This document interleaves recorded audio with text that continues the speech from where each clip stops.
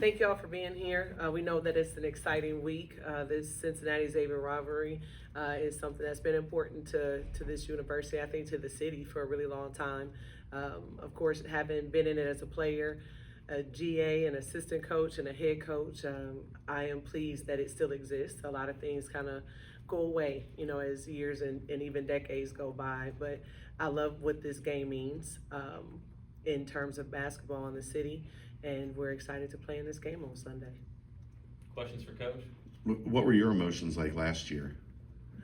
Not being a player and being a coach instead, and kind of looking in on the rivalry from a different perspective.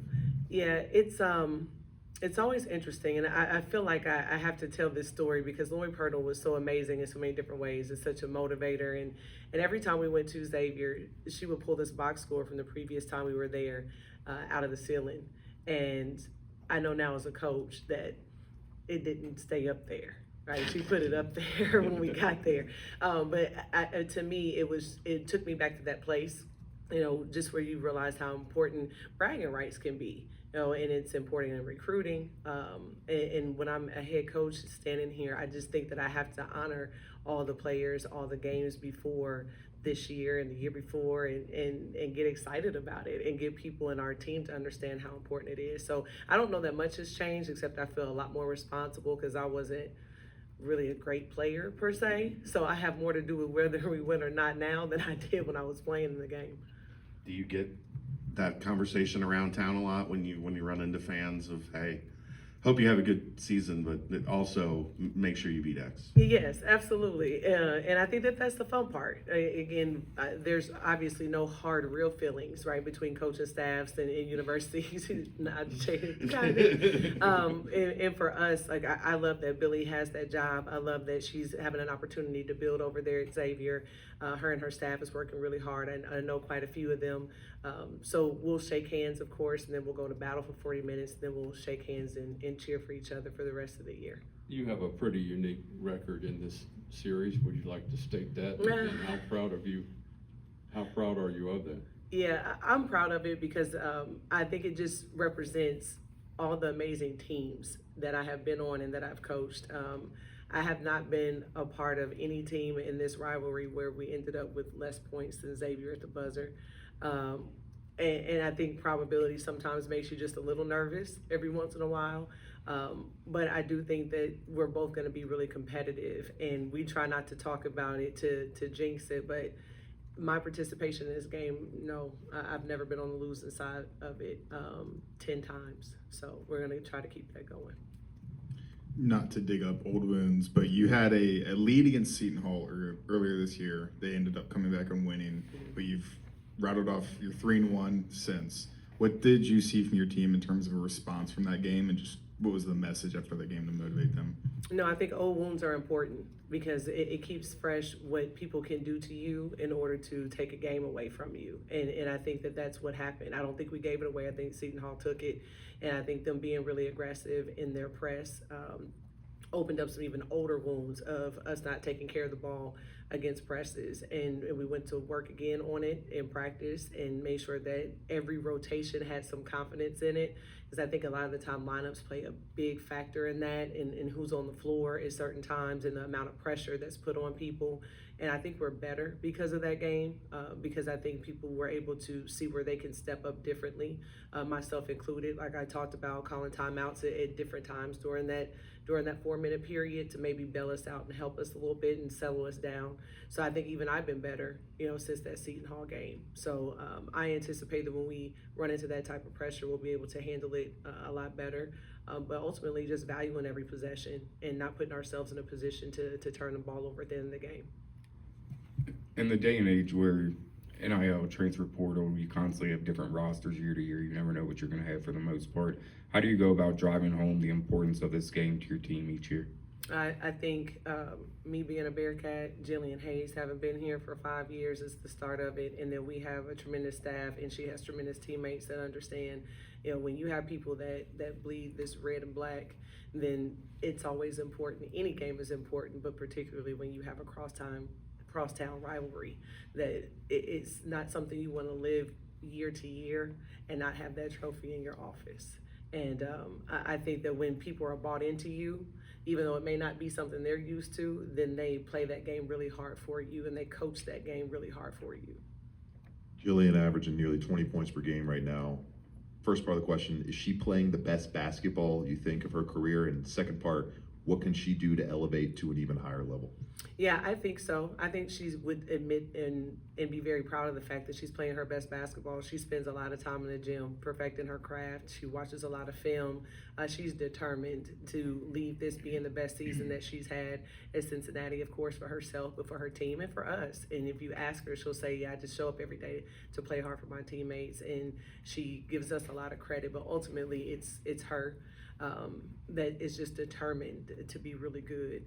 I think that what we're going to see from her, though, is when people's defense is geared towards her, like at Western Illinois, where she, for the first time all season, didn't shoot the ball great, but mind you, still had 10 rebounds, still defended, and did some really awesome things, is preparing for double teams, for what happens when you reverse pivot and people crowd you.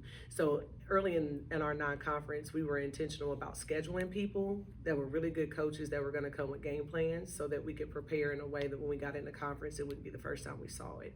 So I think that that's what you're going to see is a great bounce back from her as well. With the rivalry being so intense, are you doing anything different this week just so the team isn't getting too high or too low? Because the game is a game of runs, of course, but just are you doing anything different this week?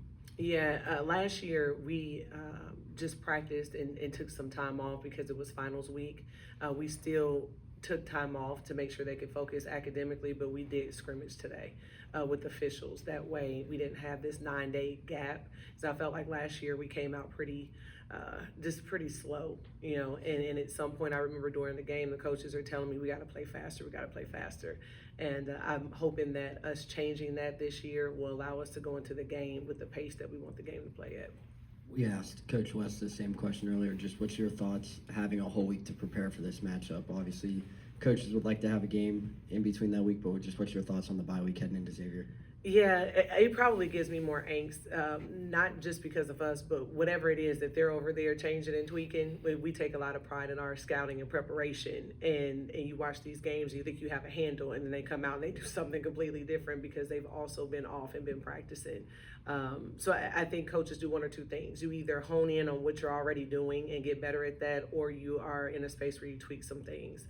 And I think that Wes and I agree, this is a huge game. But when you're playing in the Big 12, we got a lot of huge games. And are you really going to change your game plan and what you do so much for this one game and expose those things before you get into Big 12 play? So I think that there's a lot there. And I think for Xavier, it's the same thing. They have really big games in their conference as well. So this game is huge and it means a lot, but we also have a lot of games to play afterwards.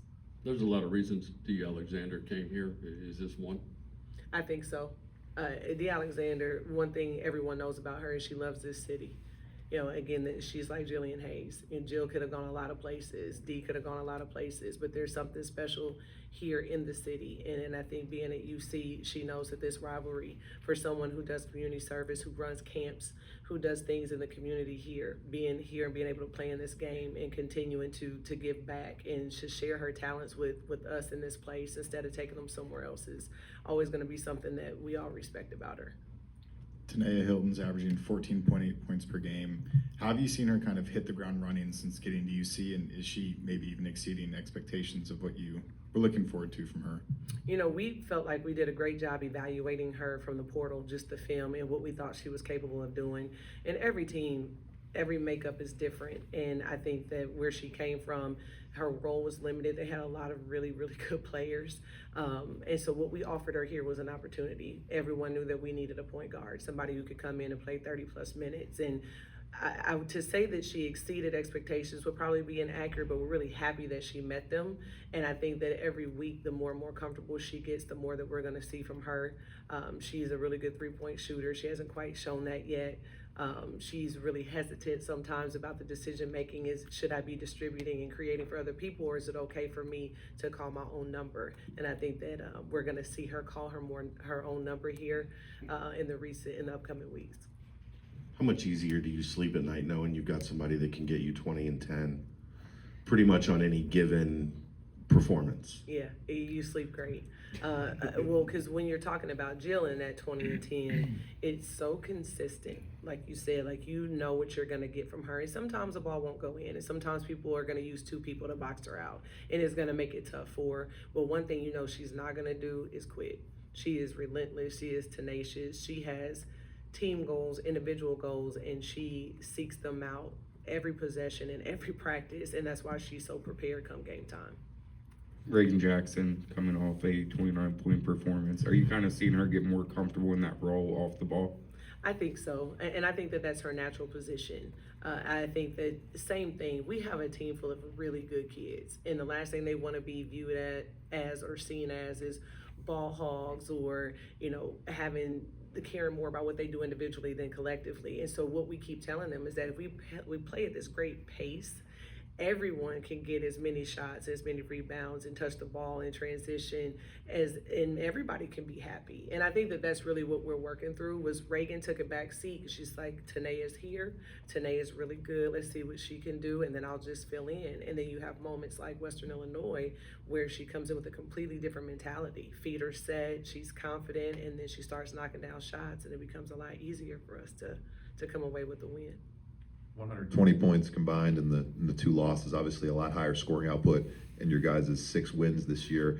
Is there anything offensively that stood out from the 2 L's so far that you guys can continue working on and carry into conference play in a couple weeks? I think so. Part of what happened against Florida Gulf Coast was when you have Tanae and Chloe in foul trouble, it left Ari to be our point guard, and she'll jokingly, seriously say that is not the space I want to be in like a year ago. But I thought she did a pretty good job, and I thought the team stepped up and we did a great job defensively, holding Florida Gulf Coast to 19 points and only 2 made threes in the first half was really good.